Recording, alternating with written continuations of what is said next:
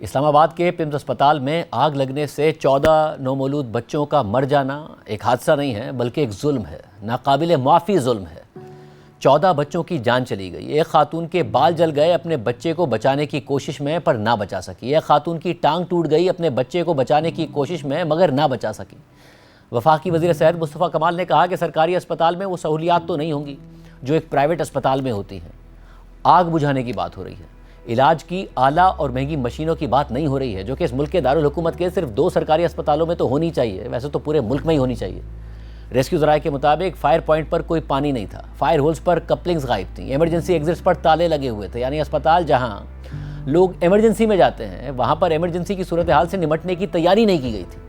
واقعے کے کئی گھنٹوں بعد بھی مائیں اور باپ غم سے نڈھال ہو کر یہ سوال اٹھا رہے تھے کہ ہمیں ہمارے نومولود بچے کی کوئی خیر خبر ہی دے دیں، اتنا ہی بتا دیں کہ وہ حیات ہے یا نہیں، اور حیات ہے تو کس حال میں ہے۔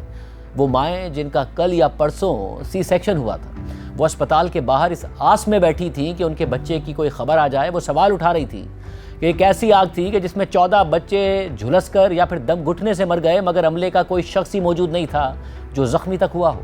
ایک ماں سوال اٹھا رہی تھی کہ کوئی مجھے بتائے کہ آپ میں سے کسی کے بچے کو آگ لگی ہوتی تو کیا آپ سکون سے بیٹھتے؟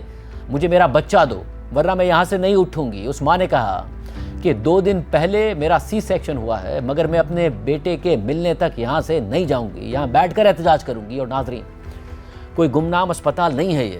گزشتہ ہفتے سابق وزیر اعظم عمران خان کو سپریم کورٹ کے حکم کے باوجود شفا انٹرنیشنل کے بجائے پمز اسپتال لایا گیا۔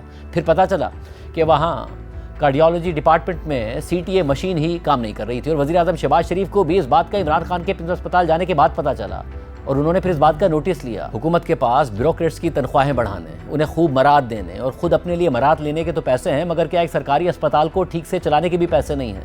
وہاں 14 نومولود بچوں کی جان بچانے کے بھی پیسے نہیں ہیں، فائر پوائنٹ پر پانی مہیا کرنے اور فائر ہولز پر کپلنگز لگانے کے بھی پیسے نہیں ہیں۔ یہ کہا گیا کہ 1-2 بچوں کی چوری کے واقعات ہوئے اس لیے وارڈ کا ایگزٹ بند تھا۔ 1-2 بچے چوری ہونے کے واقعات کے بعد سیکیورٹی نظام کو بہتر کرنے کے بجائے ایگزٹ ہی بند کر دیا۔ 14 بچوں کی جان ہی چلی گئی۔